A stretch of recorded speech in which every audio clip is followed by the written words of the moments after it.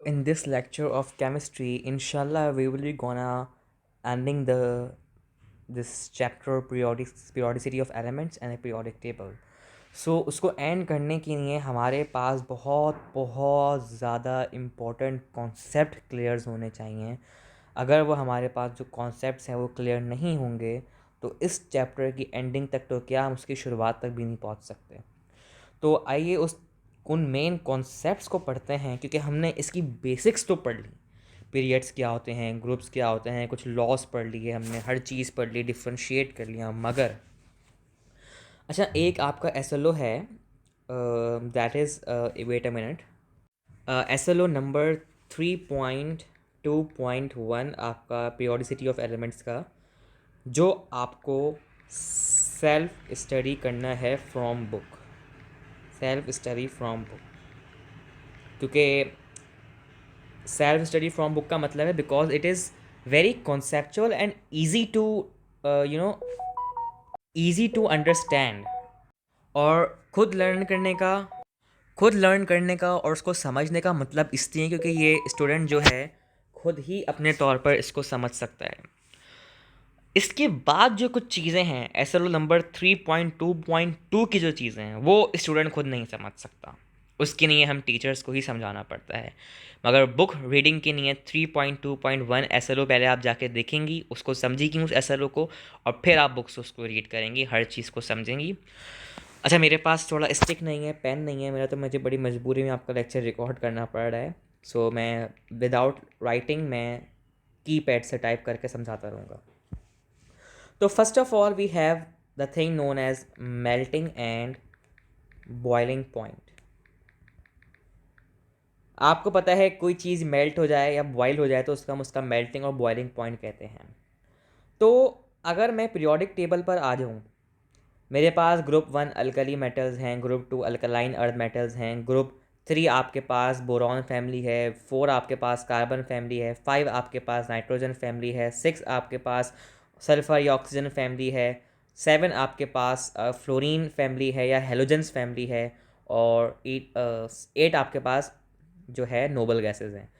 अच्छा, असल में मैं हेलोजेंस को ग्रुप 7 क्यों कहता हूँ या हम लोग ग्रुप 7 क्यों कहते हैं, क्योंकि अगर हम डी ब्लॉक को हटा दें, इन सारे एलिमेंट्स को क्रॉस कर दें, तो 1 2 3 4 5 6 7 8 इस तरीके का हमारे पास ग्रुप नेमिंग होती है.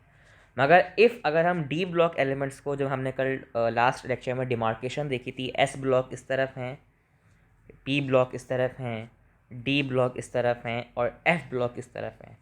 That was a demarcation of periodic table. अगर हम डी ब्लॉक को इंक्लूड करेंगे तो 1 2 3 4 fifth group, 6 group, 7 group, 8 group, 9 group, 10 group, 11 group, 12 group, 13 आपके पास ग्रुप हो गया बोरॉन फैमिली का, 14 ग्रुप हो गया कार्बन फैमिली का, नाइट्रोजन ग्रुप हो गया 15 ग्रुप, ऑक्सीजन ग्रुप हो गया 16, फ्लोरीन यानी कि हेलोजेंस हो गए 17 ग्रुप्स के अंदर, और नोबल गैसेज 18 ग्रुप्स के अंदर आ गई.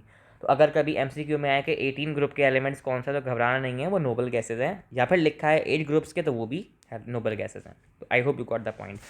तो मेल्टिंग और बॉइलिंग पॉइंट की डेफिनेशन तो आप बुक से भी निकाल लेंगी, नेट से भी निकाल लेंगी, पढ़ भी लेंगी, समझ भी लेंगी, and it is somewhat very easy. Melting और बॉइलिंग पॉइंट्स तो बहुत कॉमन टर्म्स हैं. मगर अब बात ये आती है कि ये जो पीरियोडिक टेबल मेरे सामने बनी है, ठीक है, पीरियोडिक टेबल, इसमें अगर मैं अभी फ़िलहाल डी ब्लॉक एलिमेंट्स को निकाल दूँ, इनको निकाल दूँ, तो मेरे पास 1 2 ग्रुप से लेकर 8 ग्रुप तक मेरे पास एलिमेंट्स बनते हैं. तो group 1 alkali metals, alkaline earth metals, और बोरॉन फैमिली, और टिल आपका नोबल गैसेस. तो अब मेल्टिंग और बॉइलिंग पॉइंट्स कैसे, मतलब इसके वेरी करते हैं या चेंज करते हैं. अब क्या मैं पागल हूँ जो मैं हर एलिमेंट का बताऊंगा कि हाइड्रोजन का बॉइलिंग पॉइंट इतना होता है, लिथियम का इतना होता है, सोडियम का इतना होता है, फिर बेरिलियम का इतना होता है, फिर बोरॉन का इतना होता है. कौन याद करेगा मेल्टिंग और बॉइलिंग पॉइंट्स भाई. सबके अलग अलग होते हैं और ये तो याद ही नहीं कर सकते हम. तो इसलिए साइंटिस्ट ने कहा कि चलो एक काम करते हैं, मेल्टिंग और बॉइलिंग पॉइंट्स को ग्रुप वाइज डिस्क्राइब करते हैं. चलो ओके. होता ये है, ग्रुप 1 जो अल्कली मेटल्स हैं, hydrogen, lithium, sodium, potassium, rubidium, caesium, francium, उनके अंदर आपका जो मेल्टिंग और बॉइलिंग पॉइंट है डाउन द ग्रुप, नीचे जाने से, यानी कि हाइड्रोजन से लेकर अगर मैं फ्रेंशियम तक आऊँ, यानी कि डाउन द ग्रुप, यानी कि नीचे आऊँ मैं, हाइड्रोजन से लेकर फ्रेंशियम तक अगर मैं आऊँ तो बल्कि हाइड्रोजन को निकालने के अल्कली मेटल्स में नहीं है, वो लिथियम से स्टार्ट कर लेते हैं। लिथियम से लेकर फ्रेंशियम से अगर मैं आऊँ तो ग्रुप 1 की मैं बात कर रहा हूँ, अल्कली मेटल्स की। तो मेल्टिंग और बॉइलिंग पॉइंट जो है आपका तो ग्रुप 1 में लिथियम से लेकर फ्रेंशियम तक जो आपका मेल्टिंग और बॉइलिंग पॉइंट है वो तो डिक्रीज होता है, याद रखना ये बात को। चलो भाई, अगर डिक्रीज होता है तो मैं कह सकता हूँ कि मेल्टिंग एंड बॉइलिंग पॉइंट कोई भी पीरियोडिक टेबल का ग्रुप हो, 1 2 alkali metal, alkaline metal, melting and boiling point down the group, यानी कि ग्रुप के एलिमेंट्स के नीचे जाने से डाउन द ग्रुप डिक्रीज होता है। अच्छा, इसका मतलब यार ये बात तो मेरी सही हुई, यानी कि मुझे ये बताओ, लिथियम का ज़्यादा बॉइलिंग मेल्टिंग पॉइंट होगा या फिर फ्रेंशियम का? डाउन द ग्रुप डिक्रीज हो रहा है तो फ्रेंशियम का कम होगा, यानी कि लिथियम का ज़्यादा होगा बॉइलिंग और मेल्टिंग पॉइंट। ठीक है, सोडियम का ज़्यादा होगा या फिर रुबेडियम का ज़्यादा होगा मेल्टिंग और boiling point? Down the group decrease हो रहा है, यानी कि नीचे वाले एलिमेंट्स का जो बॉइलिंग मेल्टिंग पॉइंट है कम होगा एज़ कम्पेयर टू ऊपर वाले, तो सोडियम का ज़्यादा होगा मेल्टिंग और बॉइलिंग पॉइंट। चलो भाई ठीक है, और ये कॉमन सी बात सबको पता चल गई आज कि मेल्टिंग और बॉइलिंग पॉइंट ग्रुप के नीचे जाने से डिक्रीज होता है। चलो ये तो बहुत अच्छी बात हो गई, डाउन द ग्रुप डिक्रीज होता है। ठीक है, तो ग्रुप 2 में बेरिलियम, मैग्नीशियम, कैल्शियम में भी ऐसा ही होना चाहिए? बिल्कुल होना चाहिए। बताओ, बेरिलियम का ज़्यादा होगा या मैग्नीशियम का ज़्यादा होगा? ऊपर वाले एलिमेंट का ज़्यादा होता है तो बेरिलियम का ज़्यादा होगा, मगर होता कुछ यूँ है। ये बताओ, कैल्शियम का ज़्यादा होगा या मैग्नीशियम का ज़्यादा होगा? सर, होना तो कैल्शियम का ज़्यादा, सॉरी, कम चाहिए और मैग्नीशियम का ज़्यादा होना चाहिए, क्योंकि मैग्नीशियम ऊपर है तो मैग्नीशियम का बॉइलिंग और मेल्टिंग पॉइंट ज़्यादा होगा, यानी कि वो देर से मेल्ट होगा और बॉयल होगा एज़ कम्पेयर टू कैल्शियम। मगर नहीं, ऐसा नहीं है। ग्रुप 2 में सिर्फ ये बात पाई जाती है कि मैग्नीशियम का जो बॉइलिंग पॉइंट है वो कम है as compare to calcium, sorry, melting point. Melting point magnesium का कम है कैल्शियम से। हालांकि अभी तो मैंने ये बात बोली कि कैल्शियम का कम होना चाहिए क्योंकि डाउन द ग्रुप डिक्रीज होता है, तो मैग्नीशियम का ज़्यादा होना चाहिए, मगर यहाँ पर मेल्टिंग पॉइंट मैग्नीशियम का ज़्यादा है। तो ये बात गौर से रखना, याद करने की है, एमसीक्यू में बहुत इंपॉर्टेंट है। और ये एक इरेगुलर ट्रेंड है कि ऐसा होता है कभी कभार, कुछ एलिमेंट्स की वजह से उनका बॉइलिंग पॉइंट जो मेल्टिंग पॉइंट है, आपका जो एक नॉर्म है, आपका जो एक रूल है, रूल ऐसा कि आपका डाउन द ग्रुप मेल्टिंग और बॉइलिंग पॉइंट डिक्रीज होगा, उसमें मैग्नीशियम ने इसको कॉन्ट्रैक्ट किया, उसने अपोज किया। मैग्नीशियम ने कहा तुमने बिल्कुल सही कहा कि अकॉर्डिंग टू रूल मेरा मैग्नीशियम का ज़्यादा होना चाहिए मेल्टिंग और बॉइलिंग पॉइंट, मगर मैग्नीशियम का असल में कम होता है, कैल्शियम का ज़्यादा होता है। तो ये बात याद रखना। तो इसी तरह मुझे ये बताओ, हेलोजेंस में से फ्लोरीन, क्लोरीन, ब्रोमीन, आयोडीन में से किसका ज़्यादा होना चाहिए? भाई फ्लोरीन का ज़्यादा होना चाहिए मेल्टिंग और बॉइलिंग पॉइंट। मगर यहाँ पर भी ऐसा नहीं है। यहाँ पर क्या है, down the group in halogens, down the group in halogens melting और बॉइलिंग पॉइंट इंक्रीज होता है, डिक्रीज नहीं होता। तो इसने भी हमारे रेगुलर नॉर्म से कॉन्ट्रैडिक्ट किया। तो एमसीक्यू में आएगा कि हेलोजेंस के अंदर मेल्टिंग और boiling point down the group increase होता है, मगर विदाउट हेलोजेंस अगर कोई और ग्रुप की बात करें तो उसमें मेल्टिंग और boiling point according to rule क्या होता है, डिक्रीज होता है। याद रखना ये बात, ठीक है। मैं ये बड़ी कॉन्सेप्ट्स की बातें बता रहा हूँ, भूल मत जाना, अगर भूल गए तो फिर गए, क्योंकि ये एमसीक्यू में सबसे ज़्यादा पूछे जाने वाली बात है और आपके एसएलओ में भी बात की गई है। तो अब ये जो डी ब्लॉक सीरीज़ है, इसमें होता ये है कि आपका जो कैडमियम है, आपका जो मरकरी है, आपका मरकरी कहाँ गया, कैडमियम हुआ और मरकरी हुआ और आपका जिंक हुआ, इन तीनों का जो आपका मेल्टिंग और बॉइलिंग पॉइंट है वो कम है। क्या है, डी ब्लॉक में जो जिंक, कैडमियम और मरकरी हैं, इन तीनों का मेल्टिंग और बॉइलिंग पॉइंट कम है।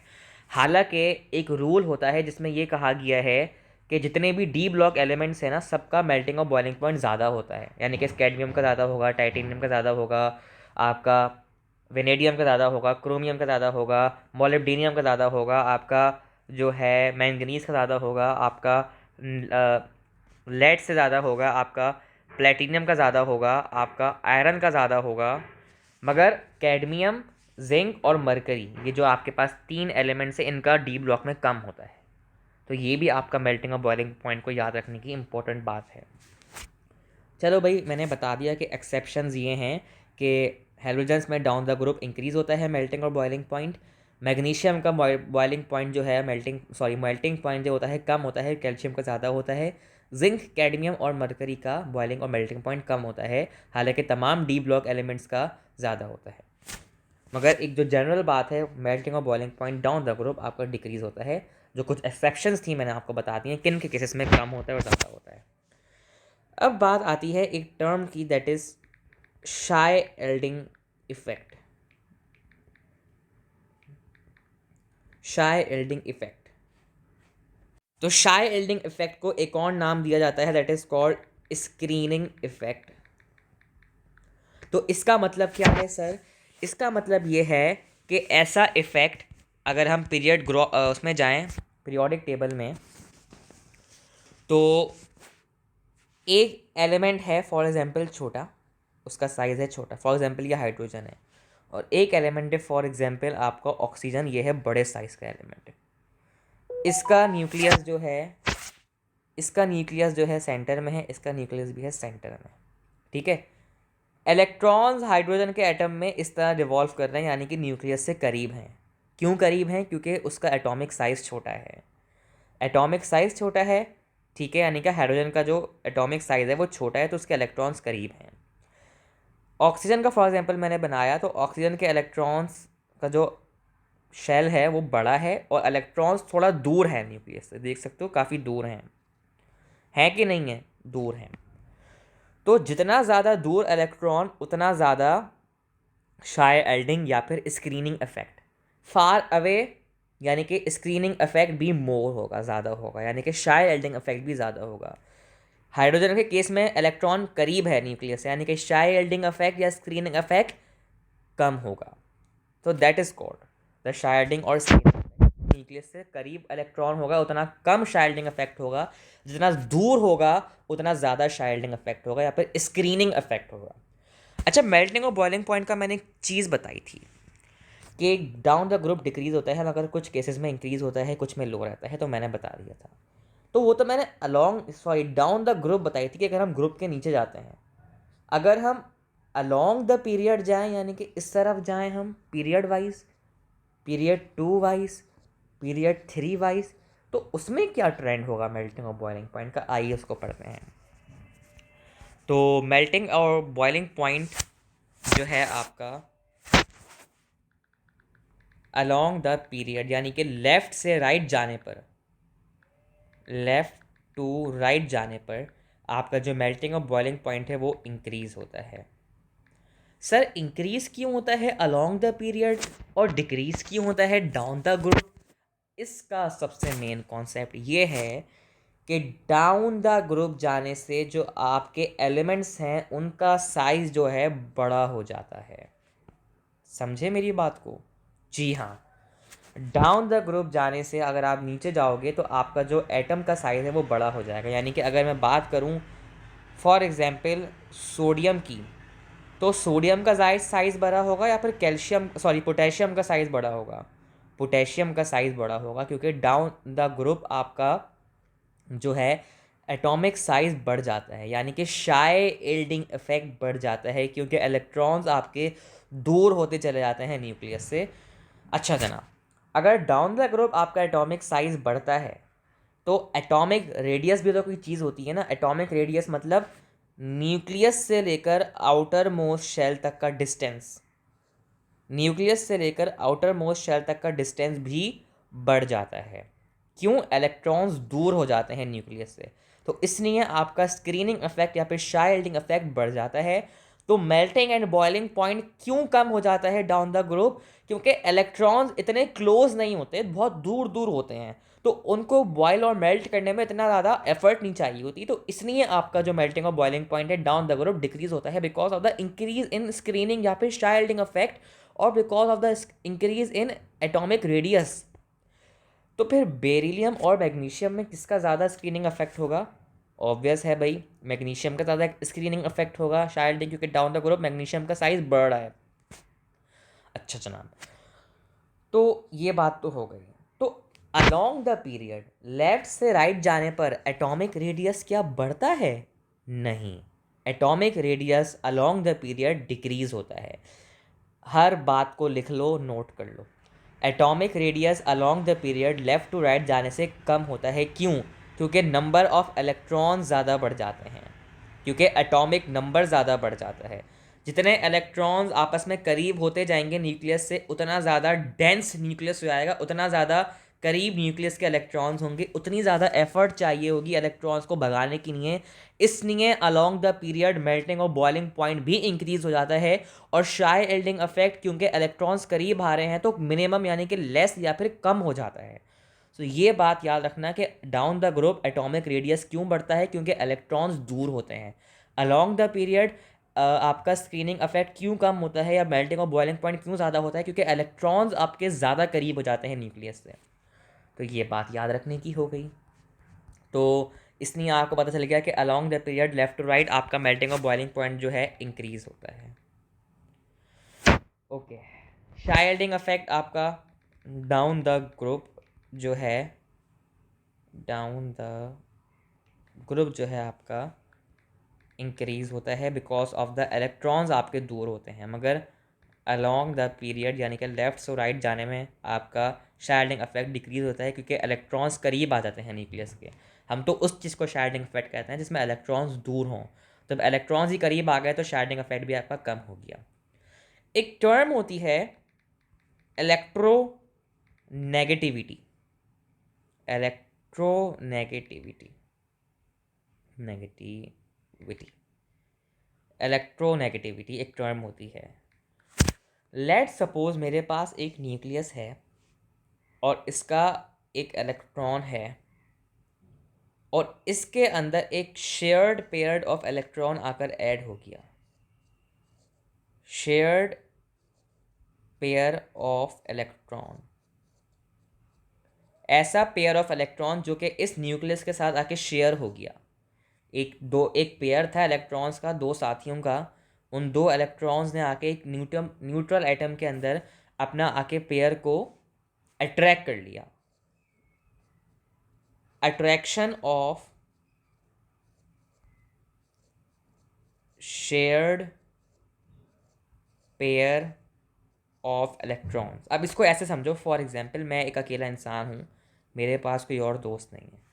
अब मुझे कोई दो दोस्तों का ग्रुप चाहिए, यानी कि शेयर्ड पेयर चाहिए, जिनको मैं अपनी तरफ अट्रैक्ट कर सकूं। तो अगर मैंने उनको अपनी तरफ अट्रैक्ट कर लिया, दो इलेक्ट्रॉन्स को, तो उसको मैं कहूँगा इलेक्ट्रोनेगेटिविटी। चलो भाई ठीक है, यानी कि attraction of a shared pair of electron is called electronegativity. Definition अपनी बुक अपने नोट्स में लिख लो। तो electronegativity along the down the group कैसी होनी चाहिए? डाउन द ग्रुप इलेक्ट्रॉन्स बढ़ते हैं, यानी कि दूर होते हैं, करीब होते हैं न्यूक्लियस के, दूर होते हैं, शाइल्डिंग इफेक्ट ज़्यादा होता है। तो अगर फॉर एग्जांपल जिसके इलेक्ट्रॉन्स दूर हैं न्यूक्लियस से, क्या उसकी electronegativity attraction of shared pair of electron ज़्यादा होगी, कम होगी? इसको ऐसे समझो, अगर मैं किसी दो दोस्तों से दूर हूँ और मुझे उनको अट्रैक्ट करना है, तो क्या मेरे लिए मुश्किल होगी या आसानी होगी? मुश्किल होगी ना, मैं उनको अट्रैक्ट नहीं कर पाऊंगा दो दोस्तों को अगर मैं उनसे दूर होऊंगा। अगर इलेक्ट्रॉन्स भी न्यूक्लियस से दूर हैं तो वो दूसरे इलेक्ट्रॉन्स के पेयर को कैसे अट्रैक्ट करेंगे? तो इसलिए डाउन द ग्रुप इलेक्ट्रोनेगेटिविटी जो है डिक्रीज होती है। तो फिर अलोंग द पीरियड अगर आपके इलेक्ट्रॉन न्यूक्लियस से करीब होते हैं तो इलेक्ट्रोनेगेटिविटी ज़्यादा अच्छी तरह हो सकती है, यानी कि अट्रैक्ट कर सकते हैं। तो अगर मैं दो दोस्तों से करीब हूँ तो मैं उनको अट्रैक्ट करने की सलाहियत रखूँगा, यानी कि मेरा अलोंग द पीरियड इंक्रीज होगी इलेक्ट्रोनेगेटिविटी। मगर इसमें भी कुछ एक्सेप्शन है। वो क्या एक्सेप्शन है सर? वो ये है कि ग्रुप 5 में फॉस्फोरस की नाइट्रोजन से ज़्यादा होती है इलेक्ट्रोनेगेटिविटी। हालांकि हमने कहा था कि नाइट्रोजन की ज़्यादा होनी चाहिए, क्योंकि डाउन द ग्रुप तो इलेक्ट्रोनेगेटिविटी डिक्रीज़ हो रही है, तो नाइट्रोजन की ज़्यादा होनी चाहिए, मगर नहीं, फॉस्फोरस की ज़्यादा है नाइट्रोजन से। इसी तरह सल्फ़र की ज़्यादा है ऑक्सीजन से ग्रुप 6 में, इसी तरह फ्लोरीन हैलोजेंस में क्लोरीन की ज़्यादा है फ्लोरीन से। तो ये इलेक्ट्रोनेगेटिविटी का ट्रेंड है इन 3 पीरियड्स के अंदर। तो ये बात याद रखना कि इन तीनों में किसकी ज़्यादा होती है। हालांकि डाउन द ग्रुप डिक्रीज होती है, मगर फॉस्फोरस सल्फर क्लोरीन की अपने ऊपर वाले एलिमेंट से इलेक्ट्रोनेगेटिविटी ज़्यादा है। तो ये बात याद रखने की है। ओके, एक टर्म आती है इलेक्ट्रॉन एफिनिटी। एफिनिटी का मतलब किसी को अपनी तरफ जो है उसके अंदर चले जाना है, फिर उसको रिएक्ट कर जाना उसके साथ।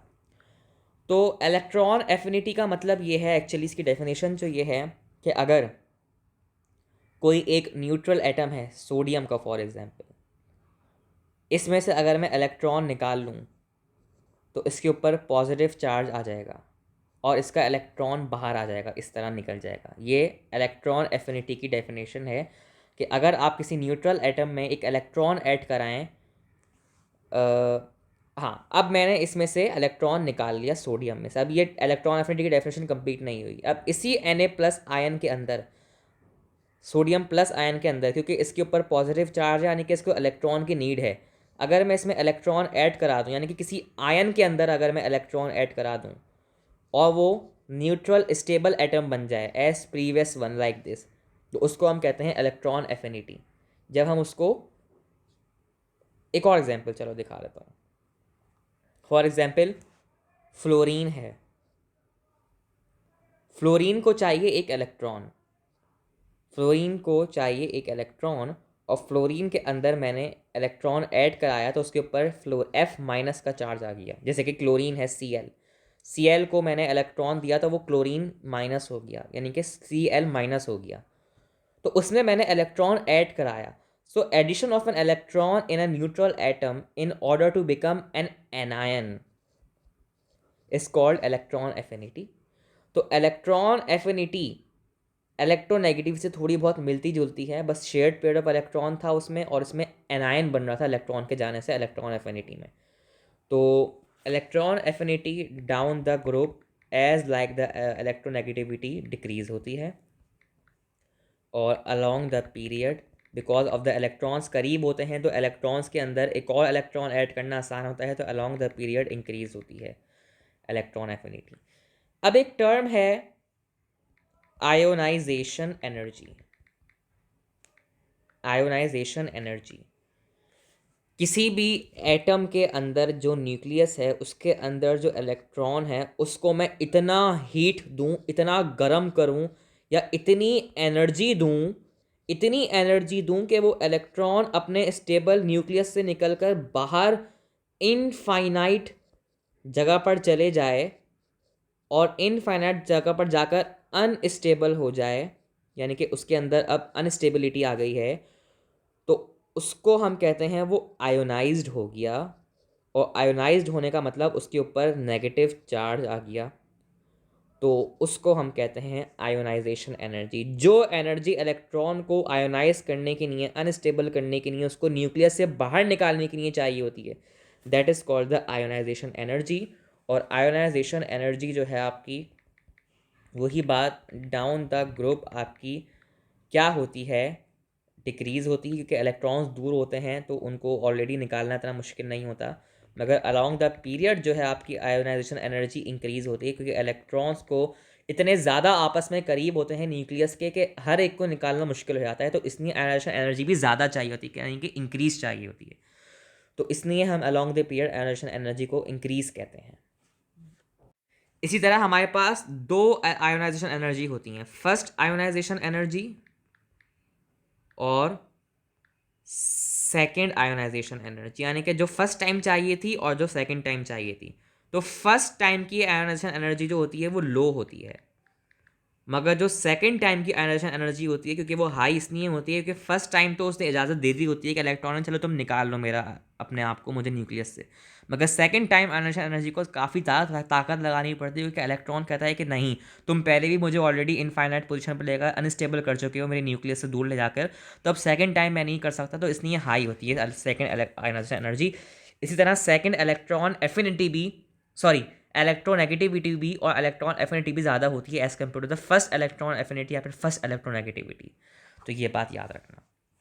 एटॉमिक रेडियस मैंने बताया था, atomic radii is a plural form, और एटॉमिक रेडी आपका अलोंग द पीरियड आपका डिक्रीज़ होता है, यानी कि शाई यील्डिंग इफेक्ट आपका डिक्रीज़ होता है, और एटॉमिक रेडियस आपका डाउन द ग्रुप यानी कि बिकॉज ऑफ द शाई यील्डिंग इफेक्ट इंक्रीज़ होता है, यानी कि न्यूक्लियस से इलेक्ट्रॉन का डिस्टेंस जो है, आउटर मोस्ट शेल का डिस्टेंस जो है न्यूक्लियस से आपके एटम के, वो बढ़ जाता है। That is known as atomic radius. तो ये आई होप, मुझे लगता है थोड़ा आपको डिफ़िकल्ट लगी होगी ये सारी बातें आज की, मगर देखो ये बहुत ज़रूरी थी इनको पढ़ाना, इसके बगैर आप पेपर ही नहीं कर सकते। तो ये चीज़ थोड़ी याद रखने की थी। अच्छा, ये जो मैंने अभी ज़्यादातर जो चीज़ें पढ़ाई हैं ना, melting point, electron affinity, energy, ये सब मैंने ज़्यादातर एस और पी ब्लॉक्स के लिए पढ़ाई हैं। डी ब्लॉक का अभी इतना सिलेबस में जिक्र नहीं है।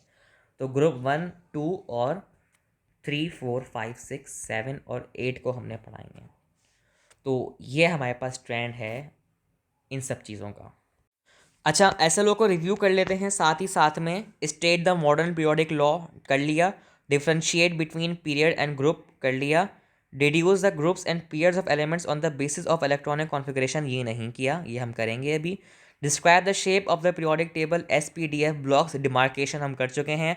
Determine the location of families on the periodic table based on the characteristics and electronic configuration, वो अभी हम करेंगे। इसके बाद आपका जो होमवर्क है वो ये है, फिजिकल और chemical properties of elements group 1, 2, 7 और 8 को SLO नंबर 3.1.6 को आप खुद घर में पढ़ोगे, रीड करोगे, लर्न करोगे। SLO नंबर 3.2.1 भी आप compare the chemical and physical properties, metallic character, physical states, conductivity, density, melting and boiling points of elements in the same family of elements को भी आप SLO नंबर 3.2.1 को भी खुद रीड करोगे। यानी कि 3.1.6 और 3.2.1 आपका होमवर्क है, खुद समझ के, याद करके, लर्न करके, समझना और रीड करना बुक से। SLO 3.2.1, define the terms with reference to the elements, shielding effect, electron negativity, atomic radius, electron affinity, ionization energy मैंने define कर दी है। Explain the periodic trend of the following within a group and along a period of the periodic table, वो भी मैंने आपको अभी define कर दिया है। तो अब ये 2 SLO रह गए, हमें deduce the groups electronic configuration वो करना है हमें, और on the basis of characteristics और इलेक्ट्रॉनिक कॉन्फ़िगरेशन उनको हमें लोकेशन को डिटरमिन करना आना चाहिए। तो वो हम इंशाल्लाह नेक्स्ट लेक्चर में करेंगे।